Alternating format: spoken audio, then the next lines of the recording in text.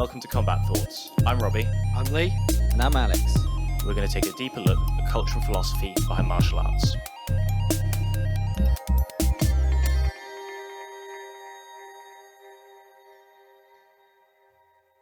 Well, look, normally what we do is we start at the beginning of people's either like their martial arts journey or like if there's relevant stuff beforehand, you'll know better than me, like sports or stuff that influenced you growing up.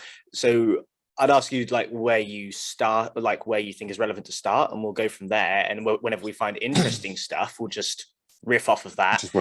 If we don't do the full story, it doesn't matter. We'll just find interesting shit to talk about on the way.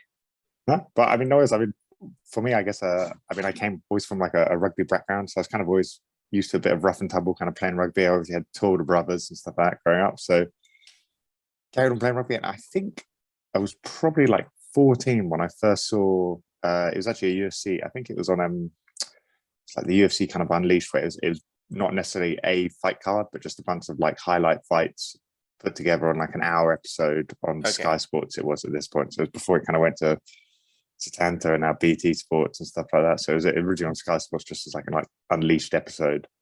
But I think I saw it, so when I was like 14. It was like, that was kind of really cool. Then kind of like try to find some videos. And again, we didn't really have like, I guess the internet was around, but it's not like you could watch stuff on the internet for it. I remember one of the first kind of sites I went to was bjj.org, and it was like literally just still picture frames with like written descriptions next to it. And that was the best you got. You didn't get any like actual video footage or anything. It was just pictures and go for it. And I remember again being in like my IT class in school, just like searching this stuff up, trying to find techniques and moves. Going into some rogue forums and like just going to some rogue forums. I think I probably didn't even get into any forums, but yeah, I mean there was some odd like underground forums and stuff. Because again, it was so much more, I guess, underground back then on people following it rather than being mainstream. So yeah, I guess tackled martial arts pretty much as a straight thing going into MMA rather than like coming from any particular background of like doing boxing or doing Ju-Jitsu. And again, you didn't have Ju-Jitsu gyms too much back in them days either. Yeah. But yeah. That's a real classic start, like origin story. It's either martial arts films and like Bruce Lee and stuff, or it's like bootleg UFC DVDs that you weren't meant to watch but you found from somewhere. These are like the two classic stories people someone recorded MMA. it on their Sky Sports, and it's on VHS, and he's burned it onto another tape, and now I've got the tape and I'm watching it. Going into over something his dad did or something. Like going into like dodgy sex video shops that for some reason also sell UFC videos. Just because those things go hand in hand, isn't it? Of course. So the big underground taboo of what fighting used to be, kind of thing. And again, it was just that madness from a mainstream thing. But I mean, I managed to. What did I do? I think I ended up picking up like a black belt magazine or something like that from I imagine the little kind of like samurai shop in town, in Bryantown. And then from there, I managed to basically get hold of some VHSs, and it was they were Black Panther production, and it was Mark Kerr's, I think, wrestling for Vale Tudo and Bas Rutten's Pancrase fight. Oh, I've heard of this. This is like the old version of like BJJ Fanatics. Yeah, almost. Basically. Yeah. So again, I think the majority of them, like, those were the only two which basically had anything to do with MMA, rather than all the rest were like, Wing Chun and all traditional martial arts stuff. Rather than these were the only two which were like, okay, like this is MMA. So I end up getting them, I think, for my birthday. Just started watching them, wrestling them, like basically doing kind of combat with my friends in school and my brothers. So I didn't actually, for a good, I guess, 2 years, probably didn't go to an actual gym. Just did stuff with my friends and kind of learned how to do arm bars, knee bars, I guess heel hooks, because they were involved in it. So. And why? So you were a kid who'd been doing rugby and you just found some UFC stuff and you were like, that's my shit. Yeah, I was like, I want to find the UFC. And you just, anything inspired you for it? Or you were just like, no, just watch it. I guess I mean, one of the first fights I kind of saw was BJ Penn versus Dean Thomas, which was just a super cool fight. And yeah, I just was like, I want to do this. I want to fight in the UFC. So that was the kind of like, I guess, road that started me trying to do it. Obviously, I kind of like, I guess, went towards like wrestling and grappling slightly more than the striking side, just because it was an easy transition over from rugby. But I always like boxing as well. So and then yeah, just to start my journey, and then yeah, eventually I found I mean, after doing it in school a fair bit, I managed to get my PE teacher, because we had to, for GCSE PE, had to teach a class, and you could teach it on anything you want. I was like, I want to teach an MMA class. So he said, okay, you can do it. I brought in my first kind of, I guess, MMA gloves I had were actually like pulling up to like the old Bruce Lee gloves from, is it Enter the Dragon? You know, where he's like, they're like fingered gloves. They're like big. They're horrible. I've still got them. All right. Horrible to get hit by. Yeah. Like not really good padding on it until like almost like horsehair kind of padding, but they're fingerless gloves. And I had them, and then just got like the real cheap kind of like shin guards, you know, like the slip-on white shin guards. Okay, yeah, I know that. Again, now you just wouldn't, you need some more padding on shin guards nowadays, rather than that, but it's horrific. So I literally had a pair of them, because again, I've been kind of doing stuff with my brothers in the garden, and then brought that in, taught my class, which was good. We taught arm bars and stuff, and then we managed to get some kids sparring at the end, which is just hilarious. I can't believe the teacher let us do this. Yep. So comfortable. I think one kid got kicked in the nuts, made him cry. Teacher kind of let it still happen. Yeah, it was a good class. When would this have been? I would have been 15, so that would have been what, 15, like 19 years ago. Yeah, it's pushing it a bit. I can see. Yeah, like you'd never get away with that nowadays. No, but even then, I was like, I said we just had a really good PE teacher. He was a South African, like ex-rugby player for Sharks, so he was just like, yeah, cool, go for it. Just thought it was quite funny, I guess. But as long as he wasn't getting hit, I mean, I wouldn't want to get hit by him. He was a big guy as well, so he was just entertained by a bunch of 15, 16-year-olds trying to beat each other up. Did you inspire anyone else to get started, or was this purely you? I guess, funnily enough, my friend Matt Diggins used to come over when we finally did start. So after that, or just before we kind of left school, we found out about Sol Gilbert's place, and it was over in Peacehaven at the time. So it was a ZT fight school. And he used to come out with me. I guess we were 17 because he was driving then. So it would have been after we left school, but he used to come out with me over that way. So Dickens came with me. I mean, he was one of the rugby lads anyway, so he was kind of, again, used to go rough and tumble. He enjoyed it. Kid can still do arm bars and kimuras, so still knows how to grapple and do stuff. I think because we did it and learned it at that age, I don't think he's ever gonna be able to not do an arm bar or a guillotine or a naked choke. Some of the techniques what we were kind of doing back then. Yeah. So was that your first sort of formal training, finding that gym? Yeah, so going to CT Fight School was my first kind of formal training, which was good. Again, Jack McGee was the jiu-jitsu instructor there. So he obviously has incredible jiu-jitsu. So obviously was the kind of MMA coach, and Ryan White was also one of the coaches there as well for MMA. Not familiar with Ryan White, but Jack McGee, I know. Yeah. I mean, yeah, got out there, and that's where I met Alex Backhouse as well, who's obviously a really good strength and conditioning coach for kind of combat sports as well. And he was training, so we did some Muay Thai and stuff with him. Yeah, it was just a good gym. Obviously, it was a pain in the backside to get out to Peacehaven and stuff like that, but had a good facility. It was an industrial state. I remember we did this is back in the day as well, where a lot of MMA stuff you end up doing, and I remember Sol won quite a few of them as well. But they were like odd, where like you couldn't strike to the head and stuff. So it'd be like, and it'd basically be like grappling, but you could punch to the body, which is just like super weird rule sets. Where like, I don't know, I think when MMA first started coming over, people were like, oh, I don't really want this show to be going on, but I'll let you do it if you just don't strike the head. So we did like a little amateur tournament in there with no head strikes. Even nowadays, you get a lot of stuff like that. I remember, I mean, it wasn't even that long ago. It would have been like 2017. I remember people talking about it. They couldn't get a cage licensed, but if you put it in a boxing ring, absolutely fine. What the fuck? People just gonna like. It's worse. It's worse. This is the thing. It's just much worse. People are going to get driven out the ring. You get people getting thrown out the ring and stuff, falling out the ring from a double leg and stuff. So, but they don't have that bad connotation of like, it's a cage. It's cage fine. We don't want this, you know. And I guess it was just odd without. It's very strange trying to do MMA without head strikes. because again, when you're in mount, you're basically covering most of someone's chest. So you've got his like or his stomach, you've got like a tiny bit of chest to try hit, and you can just hold his arms over it. So it Was that one of makes the mount reasons useless. you started leaning towards grappling, or was grappling just a gut feeling beforehand? And grappling was just something what I just took to pretty well. Same like with the wrestling side of things. I think once I started doing it, I just enjoyed wrestling a lot. I enjoyed grappling a lot.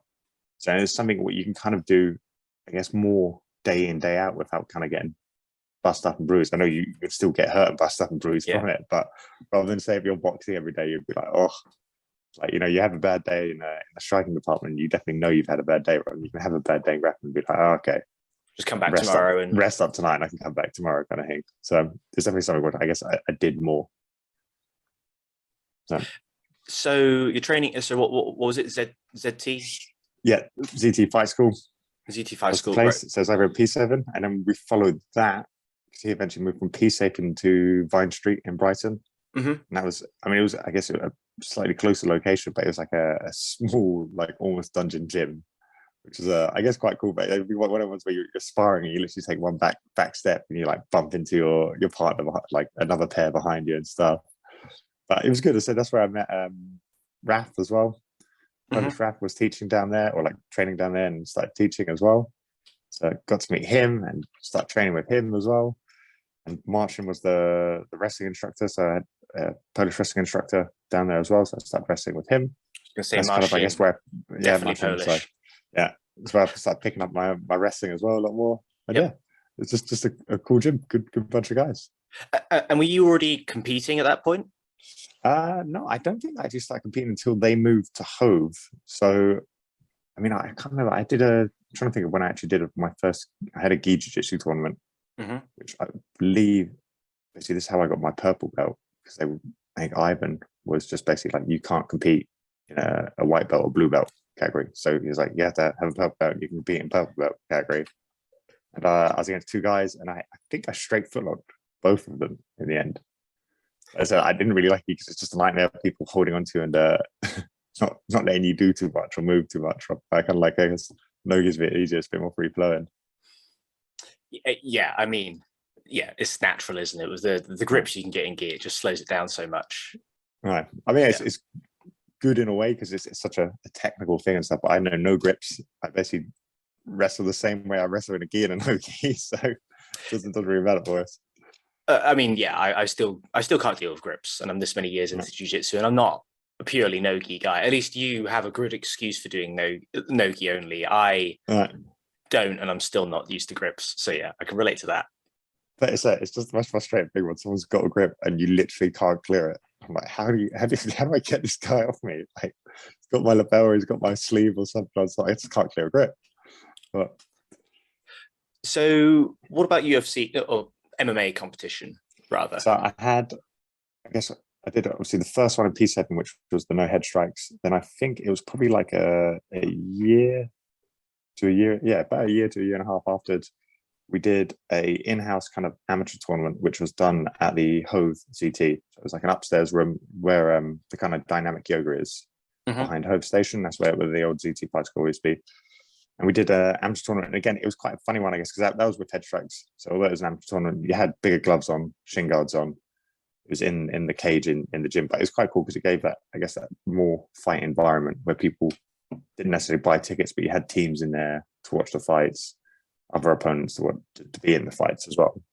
But again, you kind of, I guess back then you still had like a bit more, there were a lot of them were traditional martial artists dudes. It's like, he wants to do MMA. He's done a little bit of MMA training, but he originally comes from like a kung fu background, so he has like more of a kung fu stance. It's that weird thing of like it reminded me of the early UFC kind of stuff. Yeah, where they list the fight styles. Yeah, and like, it's this one is versus his fight that style, one. but like you actually see him and like they have that kind of like fight style. Do you know what I mean? Maybe like open hands, like stretched out, kind of like Tai Chi kind of style, and you're like, okay, yeah. And I guess kind of like no one could really grapple too much still back then. Again, it wasn't too many jiu-jitsu places, so no one really knew how to grapple. So I just got my takedowns a lot of the time, and either got an armbar or a naked choke from a little bit of ground and pound, rolled over, kind of finished the matches from that. So I did that, and I think I want to say it was probably 3 matches in that day. Did that one, and then I managed to get when I was 18, so it was before I turned 19, I managed to get a semi-pro fight booked in. And then we ended up just turning that pro because it kind of didn't make any sense for me not to do it as a pro rather than doing amateur. It's like, I know I didn't have elbows. It was basically exactly the same as a pro fight, but no elbows. It's the same gloves, same everything. And I was like, well, what's the point? We might as well, I know he could elbow me, but I could also elbow him. So we might as well do a pro fight. So I managed to get 2 pro fights in before I turned 19. So I was still 18 when I had my first 2 pro fights. It's quite early. It's quite cool. Yeah. So the first one was in the Copthorne Hotel in Crawley. It was in Okay. Crawley. And then the next one was in Bracknell Leisure Centre. That's quite cool. You MMA fights in leisure centres. Is that what thing? Just like they've got like the racked seating in or whatever, and it's like, you know, they put the basketball hoops to the side. That's it. You're just doing it in a leisure centre. Yeah. And what were they like? Were they? I mean, they were cool fights. The first one was really quick. It was against one of Tom Watson's guys. Yeah. I just hit a takedown, ground and pounded, rolled over, rear naked choke. The second one was a tough fight against his name was Wesley Felix, and that went to the second round. But I managed to secure like an armbar in the first round, which I think like broke his arm. So he was like fairly out of it for the second round. Yeah, he kept going. Okay. Brian was ref, but the fight didn't stop. And then again managed in the second round get a takedown and get ground and pound. So kind of finish it. Tough, He's a tough guy. But tough, crazy. Crazy. I think I blew my arms out loads as well, like trying to finish it, I guess, like squeezing his arm and trying to put my hips into it, but madness. All right, fair. Okay, so 2 amateur fights. Well, actually, you know what? They're 2 pro fights. So we did the amateurs, now we're on the pros. It's 2 pro fights, yeah. You know what? They do sound slightly more put together than. So a lot of MMA fights around that time, when they're not like UFC, Cage Warriors and stuff, when it's like just stuff that people are putting on, I hear a lot of the time that those shows were a bit all over the place. They're a bit wild, like people just like running away at the last second, or people stepping in at the last second. Like I was talking, we did a podcast with I'm going to butcher his surname, Michael DeGuia. If you know him, Ju-Jitsu guy from around like Andover area, and he was saying about his first few MMA fights, and it was just like that people would pull out and they were just like filling it up with random other fights. Yours they'd get like they get someone out of the crowd, be like, "Does anyone want to fight? We need an opponent." So drug people will be like, "Yeah, I'll do it." And then they'll just make up rules on the spot for like they're like, "Oh, I'll grapple, but I won't strike," or some weird stuff like that. Yours sounds slightly more put together. I guess. I mean, you'd always have that one because I can't remember when, but I started fighting in the in Cage Rage Contenders, which is a decent show. It was in the Troxy up in East London. Yeah, and it was actually a good show. But you'd still have like that weird stuff of like people doing like, I'll take my own hands, and would be like tape, just putting like duct tape around their hands. Okay, man. And then one guy's like, I don't have a box. He'll be like sharing someone else's box. Like the guy finishes his fight, he takes the box off and puts it down his shorts, and then goes up to his one. You're just like, all right, like that's not going to get prepared. I'm surprised there's probably fights when people didn't have gum shields in and stuff like that. Yeah, but you just get weird weekend warriors as well. It's that same thing. I remember say the second fight, which in the Bracknell Leisure Centre, I remember Jeff Hayes was fighting a guy, and Jeff was a big, strong guy, like not necessarily the best combat guy, but like a unit of a guy and a gym head. And he was fighting some guy who was like, I don't know why he would want to have a fight, really. Like, I guess a little bit tubby, way like undersized, like blue mohawk, and just got obviously like obliterated like straight away. It's just like, why? I guess I wanted to be an MMA dude. Why you here kind of thing. But as I said, you just had that kind of a weird mix of stuff in the time. I remember Paul Daly as well for that show I was on my second fight back in the Legendary. So he did a good kickboxing fight, I think it was against Nigel Yardy. So it was good. I mean, it was just back in the day. I mean, Paul was already kind of a big name UK wise, one of the bigger names in the UK, like the Rough House too. So it was him, Dan Hardy, and Jimmy Warhead were already kind of like making waves in the UK scene, and hopefully going international after that. Really. Yeah. So, was there anyone else big that you sort of, I guess what kind of influence do they have on you? Because you would have seen some guys obviously making waves. I mean, I presume at this point you're only a couple fights in, so you're not really done enough to make waves yourself. You're sort of getting there. No waves myself, but I mean, like Sol, I guess Sol as well was like one of the, I guess, like the early pioneers of kind of UK MMA. He was fighting on Cage Rage. So Cage Rage was a decent show. You think it had some good fighters over, had international talent as well. Obviously, had Melvin Manhoff, had Cyborg, had Curtis Stout as well, who's another American fighter. So, and it ended up having Anderson Silva in it as well. So I mean, it really did have some good pull, and was a good show. David Donald was always funny as well. So.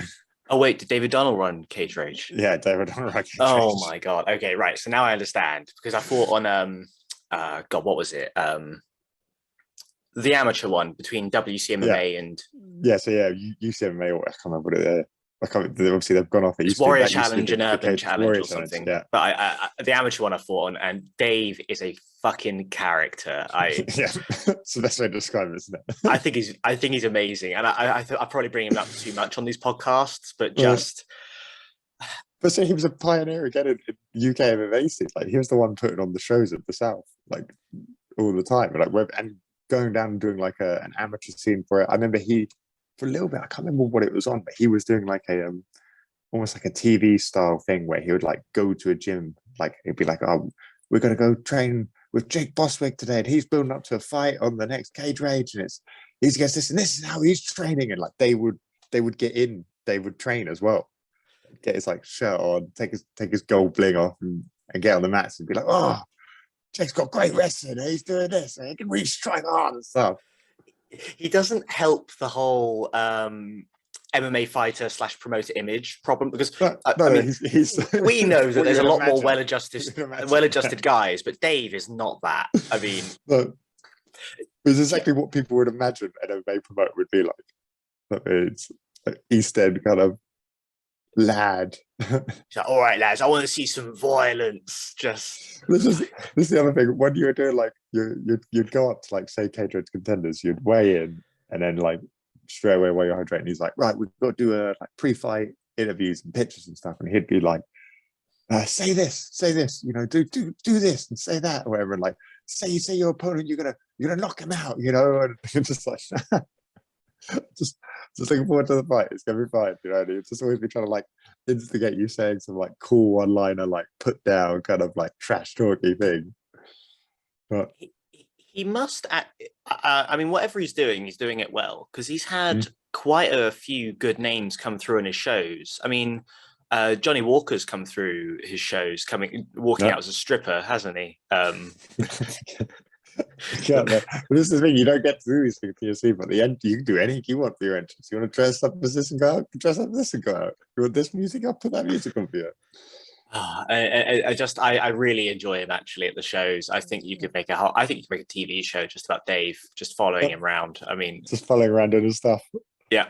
I wonder if he's really like that, or if he's kind of like grown into this character. He's like, I've got to be more like this character everyone thinks I am. Yeah. Do you think at home he's like he's a really calm, relaxed dude, and he's like, all right, got to get it on. I couldn't. Yeah. Showtime. Boom. Ready. Showtime. I couldn't picture him being anything other than what he is. Do you know what I mean? Yeah. But I feel like he's that intensity and everything while he's at home. Because I'm pretty sure as well, his daughter used to became like the MC in Cage Rage Contenders or UCMMA as well. So she ended up like, I guess, growing up with it and having it in her life, and then eventually ended up being like, the ring announcer for it. Yeah, she's still involved, even in. She's still involved. Yeah, so I guess it's quite cool that family's brought up in it. She's been around it long enough. She knows all the stuff. So yeah, no, it's cool. So let's see. So you've had some professional fights at this point. You've been on Cage Rage and stuff. Obviously we're getting towards the UFC, but what comes next? Anything in between? I guess not much. I mean, I continued to train. I'm trying to think when I started going. So I think when I was probably like 6 or 7 fights in, maybe, maybe more. Probably like 7, 8 fights in, I ended up going up to LA for a bit and did some training over there. Oh, cool. So I went to the original 10th Planet, but it was 10th Planet didn't have its own gym, so it wasn't like a big thing at that point. I'm pretty sure there was only one 10th Planet, and it was run out of Legends Gym. Yeah. Legends Gym, I think originally was opened by like Basru and Raining Tour and someone else, but wasn't run by them. I think they just put the name to it and then left. But again, it's where I met Dan Hardy was out there, so I got to meet Dan Hardy. We were training with the MMA team, which was kind of run by Dan and I can't remember the actual guy who ran the gym, but him as well. And then so we'd train with the pro MMA guys, and then we'd do 10 Planet Jiu-Jitsu in the evening. And I think we went over there for, I want to say almost a month. It was definitely like 3 to 4 weeks. Good training. And yeah, it just, I mean, obviously learned loads there, got to roll with lots of other types of people as well, rather than just kind of like the same people down in my little training area. And then came back off that, and I actually got on the main show of Cage Rage. So I'd just been on Contenders before that. I imagine that was probably my 9th or 10th fight, and then won that. And then basically up, I got to like 10-0 basically, and that's when I like the UFC would kind of accept people rather than you just need a good following now and a bit more to be a good fighter, but you needed to like actually have like a 10-0 record before getting onto UFC back in the day. So I got that, and then I believe I went to Florida to Coconut Creek and trained an American top team as well for a couple of weeks, which is again good experience training with their pro team. I think that was through Gus had the connection with the guy running a American top team, so we went over there with him, him and Ivan trained over there. Again, got good experience, got to get hands on with like some really good names, like George Masvidal was over there, Thiago Santos was there, Thiago Alves was there. I didn't get to do any stuff with him, and Thiago Silva was there, so I did some stuff with him as well. So it was just good to getting with some kind of big international people who are fine on big shows. So you've mentioned 2 times were there other times going over to America? No, it was just those 2 times. Because those 2 times, they're pretty short. But the fact that you're bringing them up and you're saying how important they were, quite short, but clearly fairly influential on you. Yeah, definitely. I mean, it's good finding the kind of 10 Planet system, and also it's just, I guess, getting hands on with like international kind of people where you're like, okay, like I can compete at this level. Then like I know I can go up against people who I've seen in like Pride and UFC and Dream. I can do all right with. So it's partly spurred me on. So it's partly a confidence thing. Yeah, I think so. It definitely helped me. I kind of already knew I wanted to go that way and do it. So, but then going and actually training with them, yeah, definitely. Okay, so yeah, like you know what level you're at then. So it's a good kind of marker of being like, okay, like I can hang with these guys, do that, and then yeah, got back from that, and then basically Sol knew the guys at London Shoot Fires because we'd gone up there training before, and it was where he originally came from and training. And then they'd got basically got the deal sorted out that I could be in the UFC. Obviously, I jumped at the chance. It was the UFC over in Dublin, Ireland. It was against again a young kind of up and coming Irish person. I imagine was probably at 8 or 9-0 as well, so a similar record to me. And yeah, we went over there and I kind of did that. And that was just a high pace 1-round fight. We kind of just both went at each other. And I managed to get top position and just get ground and pound and get the fight finished. So again, good first UFC experience. It's a good buzz, I guess, going over there. And we were kind of like, I guess, because we were the young ones, we were kind of thrown up on the main, I guess, stage. We weren't on the main card, but like we had to do all the interviews and kind of go through all the press stuff and kind of get that exposure, which was quite good to kind of get used to doing. Was that a bit of a different experience then?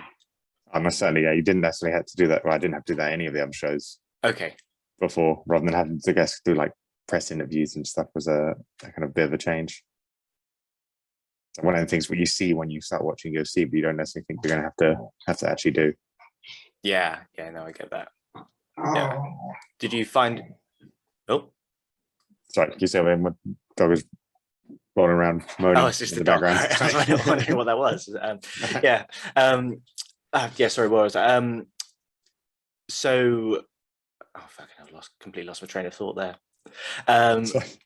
Yeah, that's right. Oh, yeah. No. So, how did you find doing all the? I mean, were you okay talking in public at that point? I mean, did you have to get used to it? I mean, it just takes a little while to kind of get used to it. You just talk. It's always like I've said this before. It always feels like like you're you're Ricky Bobby doing an interview with like I don't really know what to do with my hands, and his hands just come up, or like, or kind of you say something, you kind of finish your thing, and you're like, so that's all I got to say really about it. You know, like, do you want more? Because they kind of always like, you know, they're looking at you like, keep talking. You know, what you got to say? You're like, don't really have anything else to say afterwards. So.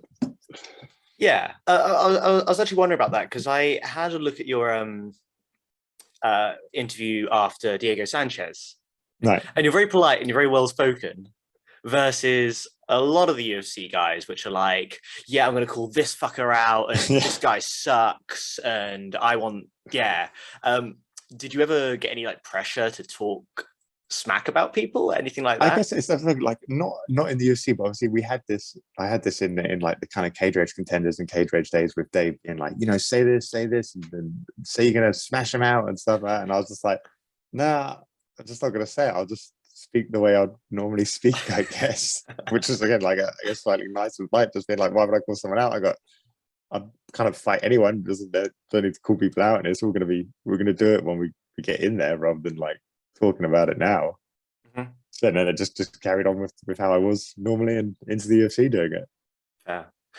And on the Diego Sanchez bit, well, actually, maybe tell me if there's someone before, but Diego Sanchez is obviously a bit of a legend, and at the time would have been maybe not so much now, but at the time obviously would have been a slightly more scary prospect to get in with. I mean, I remember obviously we all watched the Ultimate Fighter one. The first couple of Ultimate Fighter series were amazing TV series. We watched that. You see him throughout all of that, winning that as well at middleweight. And yeah, I mean, obviously he was an intimidating, kind of scary person. The Nightmare was at that time, a very intense person. Obviously, that was when he was doing like cartwheels and stuff like that, and just it was just he had laser like focus and was just pretty intense. How did you feel going into that? I felt confident again. We'd sparred good southpaws and stuff. Building up to that, I had people who could wrestle. I considered better than Diego. People who could strike better than him. So I kind of covered all the bases on having better training partners in each, not necessarily as a whole, but in each kind of like individual discipline than what Diego could do. I mean, his grappling is really good as well. So he's back that level grappling and stuff. So we had some decent ones. We had Pablo Pavlovich in for a little bit, and I just needed to again avoid the takedown. Either stay standing or get on top and strike. Yeah. But he was an intense guy. I remember being in line for the weigh-ins and him just being behind me, just like jumping up and down, shouting yes. And you're just like, man, this guy is intense. Like screaming behind me. I was like, oh, I'm just not going to turn around. Because again, I like the contrast of characters because you're quite calm. Really, in comparison, like very much in comparison, you're quite calm and you're quite together. Whereas Diego, I get the feeling that he's erratic. Maybe might be a word for it. It's probably the best way to say it. It's literally right behind me in the queue, and you're just like, oh god, this guy is like already like intense and jumping up and down and stuff like that. So I mean, I don't know how you do that anyway, because a lot of the time, obviously, you're a little bit tired from the weight cut, and you're just like, all right, just get weighed in, I can rehydrate and stuff. And he's like behind you, just be like, yes, jumping up and down. You're like, oh god. I find that funny. He keeps the energy up even on a water cut because even on a water cut, still just exactly like he is normally. Right, because again, I've only done one like day before water cut for a fight, and I remember trying to weigh in, and I remember like I got on the scales, I saw the weight, I got off again. They're like, hang on a second, like we need to actually check it ourselves. I was like, oh yeah, fuck, right, yeah, let's get on there. He said something to me, I'm like, I have no idea what's going on. I can't imagine someone having the energy to just be like, I don't know. I'd say everything normally is just that slight bit of a drag when you're slightly like dehydrated, but yeah, being that tense. While we're on the subject of the Diego interview and stuff, I mean, obviously you brought up the fact that Diego's got brilliant grappling, and you actually in that same interview mentioned that at the time British guys were kind of coming up, and that there was comments about essentially British wrestling, which to an extent still carried. Stuff's changing, but to an extent still carries forwards. I mean, I've not seen a British medalist in the Olympic Games at wrestling. No, I don't know. It'll be a while probably before we do see anything like that. But Ideally, hopefully soon. Hopefully soon. Hopefully Become a soon. bit bigger in this country. Yeah. But why do you think it is that we can't wrestle? Like, why are we shit at it?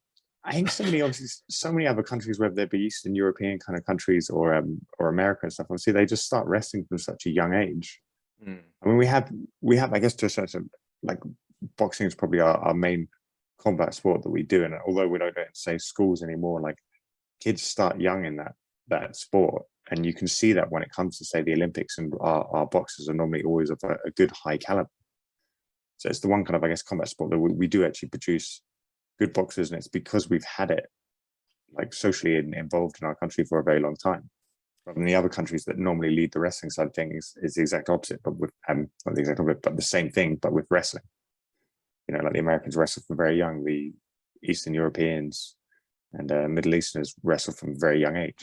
Yes, of course. See, I always find it interesting that all of this makes perfect sense, and it's the obvious answer for why we're bad at it. But it always puzzles me that, like, we invented catch wrestling like 150 years ago, and then somewhere along the way we just stopped doing it, exported it to other places, and then just stopped. Yeah, right. It's one of the weird things that makes no sense. It always bothers. I'm like, why couldn't we have just kept that? It would have been really cool. And now, like, I don't know. I would love to see a catch wrestling resurgence. I don't know if it's happening. I mean, obviously, Snake Pit are putting together that brilliant competition. Yeah. And you're teaching catch wrestling, and there's a few others around, but there's not exactly many around the country. Yeah, especially, I mean, wrestling definitely seems to be a lot more popular up north, with places teaching it and doing it, actual kind of like competitions you can enter. So that would help. I think it would help a fair bit down south if we actually had wrestling competitions you could enter more frequently, because it would push the people actually coming and doing classes to get ready for competition, rather than generally you have to just do jiu-jitsu competitions. So everyone just does their jiu-jitsu, and there's nothing wrong with doing your jiu-jitsu, but it'd be good to get more wrestling involved. Yeah. What was it that drew you to the, because obviously you've won Snake Pit a few times now. Yeah, 3 times it is. 3 times, yeah. What was it that got you towards competing in that and being interested in catch wrestling? I mean, I guess I was always interested in catch wrestling, because I always liked to say, when I first started kind of like mixed martial arts, I always liked wrestling, and some of the first early books I got were catch wrestling books. So I got Farmer Burns' catch wrestling and Matt Fury's kind of combat conditioning stuff. Obviously, Tony, what's Tony's name? Surname? Old man Tony De Silva, is it? Oh, if you've ever seen him done, yeah. So there is a Tony De Silva, so that could be it. Yeah. So old guy is, and again, he was at the ZT Fight School when I first went there. So always speaking to him about wrestling and catch wrestling was always something that I liked. Obviously, was always wrestling with the Polish dudes because they could all wrestle and grapple, and yeah, just kind of fell in love with it. And the way I got, I guess, up to the first Snake Pit was Dom Dillon. He basically was like, "This is happening. I'm going to go up to it. Do you want to come?" And I was like, "Cool." And I managed to get my name in the hat before they kind of closed off sign in. So Andrea kind of accepted me, and then and then me and Dom went up there and did the first show, which is again actually a great one, because they had they got Josh Barnett over for the super heavyweight, and they had Victor Henry, which is his like top student, over for it as well. So it was some cool, like, again, some international kind of experience on it. Obviously, I didn't wrestle either of them two, but I know Dom wrestled Victor Henry as well, which is cool. Beat him with, I believe, a Kimura. So yeah, probably. Probably. Odds are. I mean, yeah, it was all Dom who dragged me up to the catch wrestling up north in the Snake Pit. No, that's fair. I mean, I am really hoping there's a sort of movement towards it, because I know catch wrestling's a lot bigger in the US, and I always find it strange that. Well, there's the US Snake Pit as well. There's plenty of other ones like Scientific Wrestling run it. There seems to be shows on like every couple of weeks. See, they have wrestling shows on constantly, but they actually have catch shows now every couple of weeks, it seems. That's super cool. Yeah. Again, the more it happens in the UK, is one of the crazy things where it's now happening in other countries far more than it happens over here. And I imagine they have a similar thing in Japan, because again, they got a Snake Pit in Japan. It's big in Japan. See, I find this funny about Japan, that consider like Sakuraba. Yeah. I find it funny that Sakuraba was the Gracie hunter. So Jiu-Jitsu, the Japanese sport, got exported to Brazil Yeah. and developed there, whereas catch wrestling, the British sport, apparently got exported to Japan, along with like the whole pro wrestling scene. What a weird like interweaving of styles and nationalities. Yeah, there is the jiu-jitsu killer, even though it's where it came from, and yeah, makes no sense, but it's super cool. They wrestle well over there. They got people on the international scene in freestyle wrestling as well. So I mean, they have a good tradition of just good wrestling. Yeah. Yeah. Well, I'm hoping there's more of a movement towards it. So, if anyone knows any catch wrestling things down south, please let us know on the podcast, because I want to see more. We're gonna have to start running it ourselves or doing something, putting on some shows.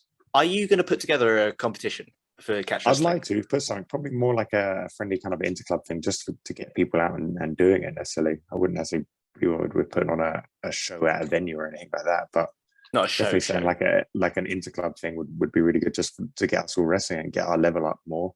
And then say we can do like those interclubs and prepare, say, for the yearly worlds at the Snake Pit, and then do a big kind of move where we get our kind of Southern style on and get up there more. Southern style wrestling, right? Yeah, we can make that. I guess that's a good one to go to as well, because obviously you've got your own gym. How did that actually come about? Like, well, actually, maybe take it back a little more, because presumably you were teaching. Normally what happens is people teach somewhere else and then they're like, I could do this. What happened there? I was teaching at the underground after I kind of, I guess, I stopped fighting because of my UC and stuff. I was teaching at the underground just to make some money. And again, underground was run by Sol Gilbert. So after he stopped doing ZT fight schools, and he carried on with like normal gyms, and then brought some kind of combat classes into it. So I was teaching the combat class there. Then, yeah, I guess my wife's a kind of fitness trainer as well, an osteopath. So she was into CrossFit. She wanted to open a CrossFit gym. And we're just like, right, we'll basically do this together. I'll run a combat side of it and you run the fitness side of it. And I mean, it took us forever to actually find a place. Originally, we were obviously looking around Brighton and Hove, but we couldn't change anything for, I guess, delisting is what we needed. DOB, I can't remember, but we couldn't change the licensing. Yeah. So we kind of faffed around for 2 years trying to find places. You would find a place, you'd go through the process of like, can I change its license? Can't change its license, and you'd go on to the next place. So they end up wasting like 2 years with Brighton Council just being slow on returning anything. And then found out in Stenning, which was a great place. Again, it was Horsham Council pulling up a lot quicker at getting back to us, but it was already a St John's Ambulance, so it was already under the right licensing. We got that confirmed technically, but it took like a couple of weeks to get it confirmed, and then we just opened up there. Yeah. And what's it been like opening up your gym? It's been good. It's hard work. I think my wife has to deal with the majority of it anyway, but obviously I'm day in, day out in there to kind of teaching and stuff. So it's kind of, what I find is almost, I mean, I remember I've had this conversation with Dom, and this is what Dom's like as well, what it has hard time with. It's hard almost to have a rest day, not to grapple, because you go and be like, oh, today's going to be my rest day, but I've got to teach 2 classes. And while you're teaching the class, there's like someone good to grapple with, or something's happening. So you end up getting involved, and then you end up being like, well, I'm actually trained today and not had a rest day. So it's hard to kind of slide in rest periods in it when you're teaching every day there. But yeah, wouldn't change it. It's just enjoyable. Yeah, I get that. Yeah, I mean, and it's obviously not in. If I was to pick somewhere to open up a gym, I probably wouldn't open it up in Staining. No, definitely not. I'd rather pick somewhere else. But I love the place now, obviously. But yeah, it'd be a lot. I imagine I'd be a lot more busier if I was in a more central place, because it's a bit of a pain in the backside to get to. As much as it's beautiful, it's nice countryside. You can always hear the birds tweeting and stuff like that. And it's nice being in the countryside. But yeah, it would be. But none of those things are what I would traditionally associate with an MMA gym. Birds tweeting and countryside. Yeah. So I guess we always like them stuff. I mean, when people find, I think when they come and train and they kind of like what they're learning, they'll travel quite far, because every so often we get people from Eastbourne or kind of Crawley way and stuff like that. So people will travel quite far, but they just kind of need to initially find us and get kind of training and experiencing it. So, have you had to push a lot on like the marketing side of things, or have people just found you? I guess people have found us. We've done some marketing things. I mean, neither of this is definitely not something what me and my wife are good at necessarily of the marketing and pushing things, but we're kind of slowly getting there. We're building up our numbers, and actually, the nice thing about it is I think everyone who's kind of a member is someone I'd happily spend lots of time with. So we don't have any members that necessarily is slightly uncomfortable to be with, rather than everyone who comes is just solid people and nice people. Well, that's good. Yeah, and if there are, we won't mention who they are. There is none, so that's always good. If I say Good. any one of them, I'd happily go down to the pub with and have a pint with, or go out with for the afternoon. Everyone's pretty solid, even on the fitness side. I mean, yesterday we had our fitness side of stuff where we have there's a local running track. We all just took some medicine balls over there, did our 200 meters all together, and then through the medicine balls. So it's just a nice team vibe on training. We're all kind of improving, getting fitter and better. Yeah. Yeah, well, it's a really cool gym. I just always wondered how you kind of make it work in that, just the area, just purely regarding the area. I mean, I guess the nice thing as well, we've got like on-site parking, which is massively helpful, because if we didn't have on-site parking, it means probably the neighbors would dislike us because there'd be people parking all over the shop. Yeah. Rather than, at least because we've got that, like neighbors are always happy with us. We don't create too much noise or anything like that. So I've never really had any complaints from the neighbors. Yeah, and you clearly must be doing something right if people are coming from distance, quite far away. Yeah, so that's cool as well. But you obviously mentioned that it's hard to factor in the rest days. I mean, how has that impacted your training substantially?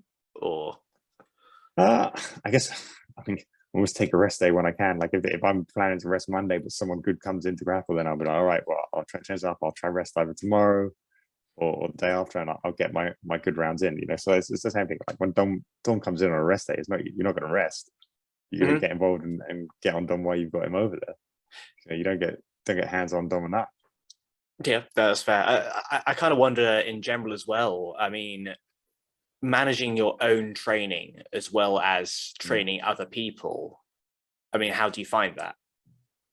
All right. I mean, it's more helpful, I guess. Like Sam didn't fight last night, but he was building up to a fight camp, so it was quite cool because I could kind of like organize some of my training stuff to be on the same days as him, so we could do some good fitness stuff together, or we have like our hard rounds together, and I guess kind of like sync our training in a little bit, even though I'm saying not building up to anything, but he had something building up to, so we could both have like a good point to kind of get to in our training and together do it. So yeah, and it's hard. Yeah, no, I imagine it is. I mean, well, when was the last time you fought in the UFC? It was over 8 years ago. It's the last Over one was 8 years ago. Macau. Yeah. Oh wow. Okay, I didn't realize it was quite that long. I mean, right. I think it's okay, seven or 8 years. So it's kind of flown by that time. As really. We'll come back to the gym bit in a second. Then, how come it's been so long? I mean, I don't actually know your history super well. So basically, I can't remember when I got UC, but I basically got ulcerative colitis, which is a kind of, I guess, form of Crohn's, but in the lower bowel, or like large intestine, kind of colon area. I got that, and I kind of was managed to maintain it, but I did end up having to pull out of, I think it was 3 fights. It just kind of rankled me a bit that I had to pull out fights, because always, again, it kind of would flare up at kind of like, I guess, the worst moment, whatever, when you're training hard, doing a bit of a weight cut, and you're coming into that final like 2-week hard prep time, and it'd flare up, and then I'd end up having to pull out. But it just annoyed me because it'd always be like, say, 2 weeks before I was meant to be fighting someone. I felt bad I felt bad because I was ill and having to pull out, and also my opponent was 2 weeks out from a fight and then didn't have an opponent. So I decided after having to do it 3 times, I basically was like, I'll just take a back step. I'll go through like the medications they want me to go, because I kind of was staying away from the immune suppressant medication they wanted me to go on.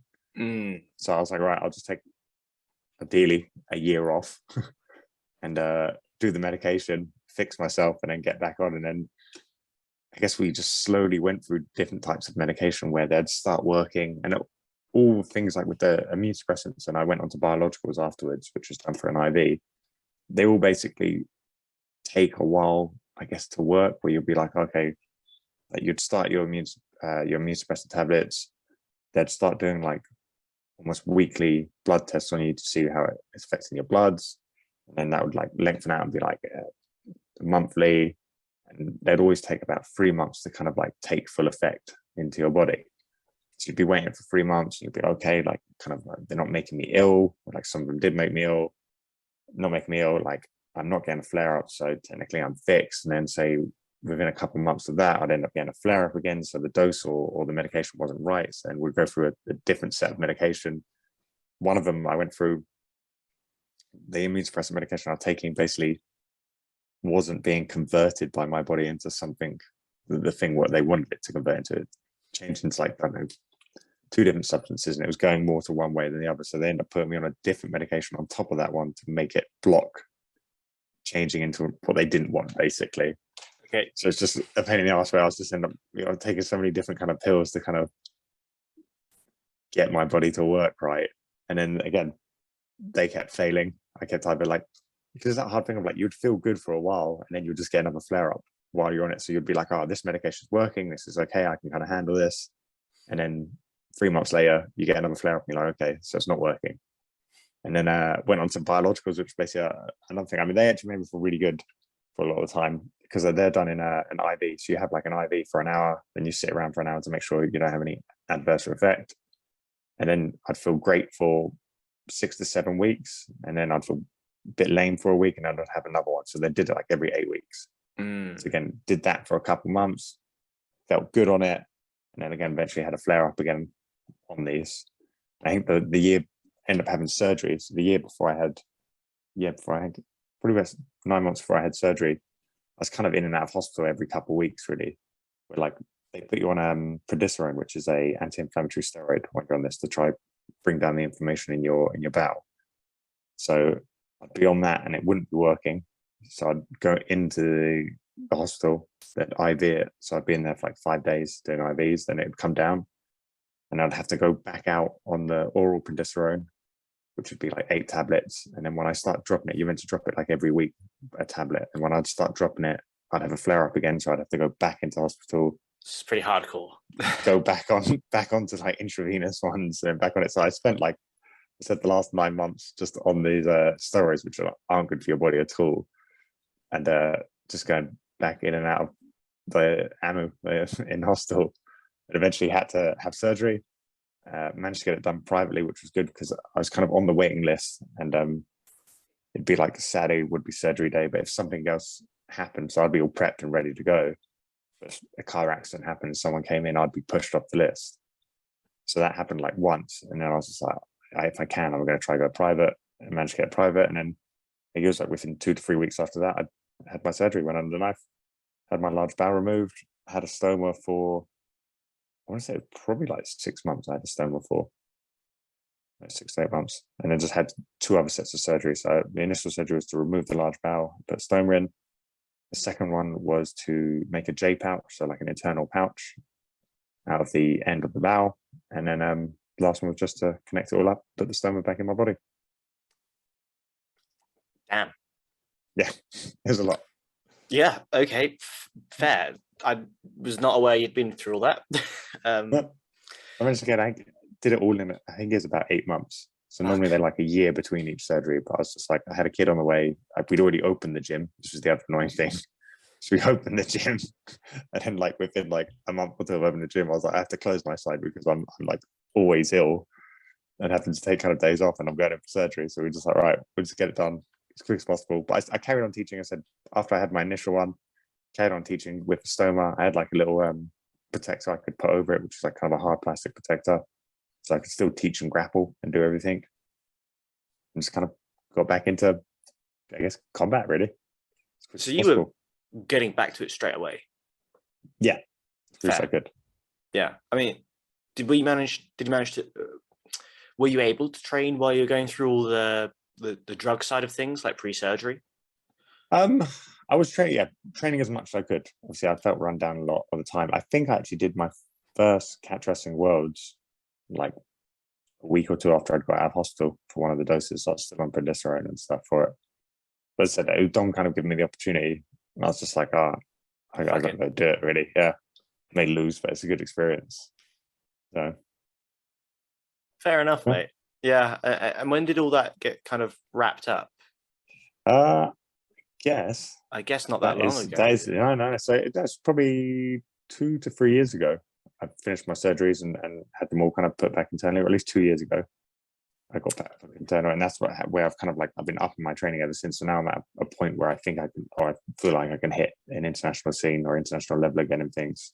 Right. Again, I'm going up to shoot and training at other places. I kind of again know I'm back on that kind of level of fitness and capability, really. Right. Hence, back in the UFC testing pool. Yeah. I mean, I never left the testing pool. Fine. So I've been testing for the last 8 years, or whatever. So. Oh, really? Well, even going through all that, you were still just like, I just want to be ready to go. Yeah, I mean, they wanted to test me, so I was happy to be tested. I always filled in my whereabouts. So I'd have to fill in what medication I was on, because technically, I guess prednisolone, when I was on that, is fine in an out of competition state, which I was, but you couldn't take that while in competition. Well, probably. Or anyone probably wouldn't want to be doing that anyway. You wouldn't want to. You wouldn't want to, yeah. So this is one of the things. So I was on testing pool. They'd be like, "What?" I mean, the annoying thing was they'd be like, "What medication you're on?" And annoyingly, I was on like, for bits of it, I was on loads. Like, I was like, "Well, this immune suppressant, yeah, this and this." And the worst thing is, they've all got obviously like odd, complicated names. So I'd have to have like, I basically made sure I had it on my phone. So I could go, okay, this is like my list of like 8 different medications I'm on, which all got like weird names, not just easy ones. But I mean, again, this is nice. I guess post surgery, don't have to take any medication anymore. Kind of free to just be normal. You know? So you, in theory, done. Like that's. Yeah. I basically don't have UC anymore because I don't have a large mouth, so cured. Fixed it. Yeah.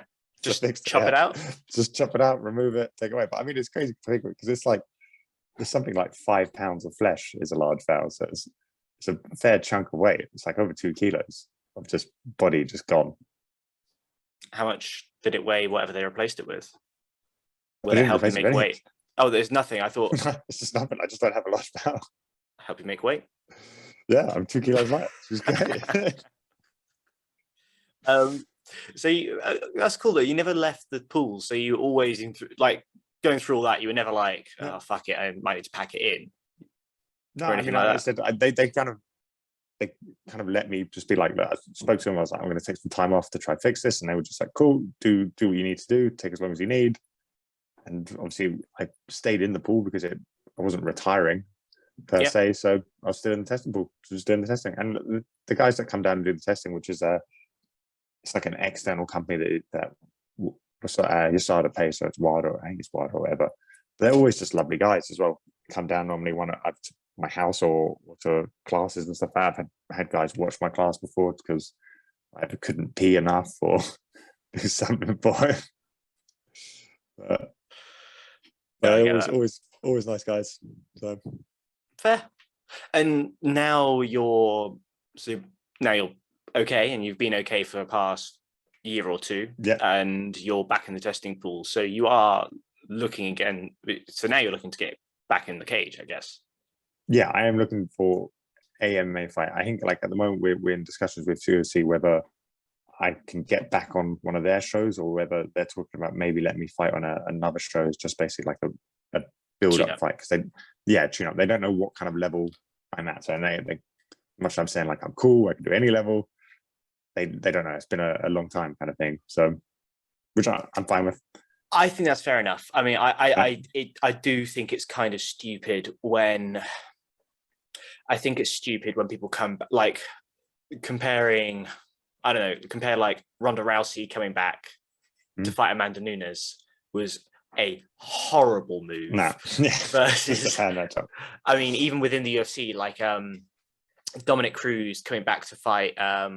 Who was it? He came back. The Japanese fighter, I think. Yes, came back, beat him, and then I went against champion. Who did he go? Was it TJ Dillashaw he went against? It would have been TJ. Yeah, it would have been.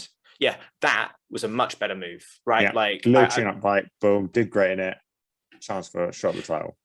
Yeah, I mean, because if you don't mind me like voicing on it, no, I think it makes perfect sense to no matter how good you are, there's a certain skill to competing in general, and if you've not practiced the skill for a long old time, you haven't been out on that big show yet. So yeah, not for like say 8 years. It's definitely different on the body. body's going to be different for it. So yeah, I'm fine with that. I'm looking forward to just trying to get out as soon as possible, really.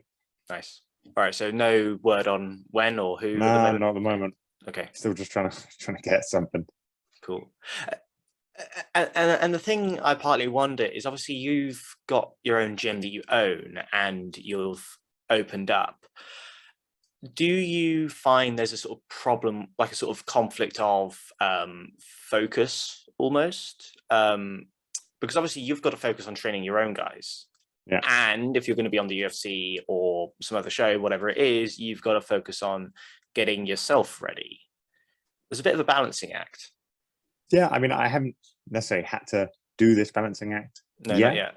But I said I've got some very good, capable coaches as well, other than me. Obviously, Ryan Rowe and Rap teach there. Pedro will be doing some stuff. So I'd probably, when I actually sign a fight, I'd probably take some classes off, give them to the other guys just in those last couple of weeks building up to it, so I can just focus more on my competition. But at the same time, I love kind of teaching stuff, and it's normally stuff I like working anyway. So some things that kind of, again, helps your mind, I guess, figure out techniques better and run through techniques when you're teaching them.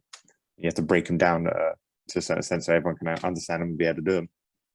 Yeah. But yeah, I'd definitely take a little bit of a step back and not do as many classes when we're just getting into those final weeks, so I can actually just focus a lot more and to be honest, get more rested. So it's going to be when you're pushing it really hard. Yeah, that is one thing I was thinking about. That's cool though. So what are your actual goals from here? I mean, obviously getting back in the cage, but more generally, like whether it's the gym or yourself. Get the gym more busy would be amazing. Get more people competing. Definitely bring more catch wrestling shows and stuff down in South, or at least teaching catch wrestling stuff more. And then, yeah, if we can get some kind of interclub thing going, and then eventually maybe some type of a actual like show for some catch wrestling would be really good. I'd like to get more into some of the grappling things probably next year. I can maybe try actually get some higher up grappling competitions and grapple some good international kind of people, at least some high level UK people in my weight classes. Mm-hmm. And just get my start of wrestling and catch wrestling out a little bit more and teach it more. Yeah, I get that. And where does the UFC fit into your personal goals? I mean, are you trying to get high up in that now, or is that kind of, why are you still in the pool? Because none of the goals you said there were be the middleweight champion. Right. Why are you still in? Because I'm definitely not done with fighting. You know, Mm-hmm. left on my last one was lost. I'm under 20 fights, so I'm 19 fights into my career.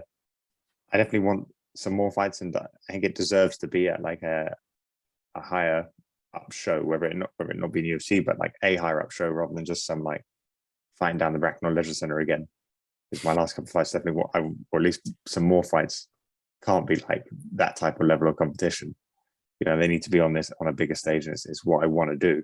You know, granted, I won't say now like, oh, I want to be the welterweight champion, but you know, it'd be great to try fight some high names and get some good wins on a big show, and then kind of, I guess, not necessarily up my ranking, but at least put me back where I kind of want to be. You know? Yeah, no, I get that.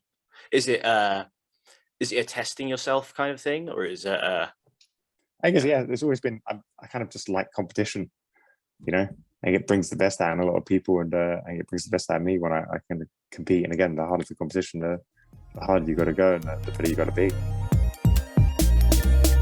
We hope you enjoyed that episode. If you did, please consider subscribing to the podcast and checking us out on YouTube, Facebook, and Instagram under the name Combat Thoughts. We'll see you next time.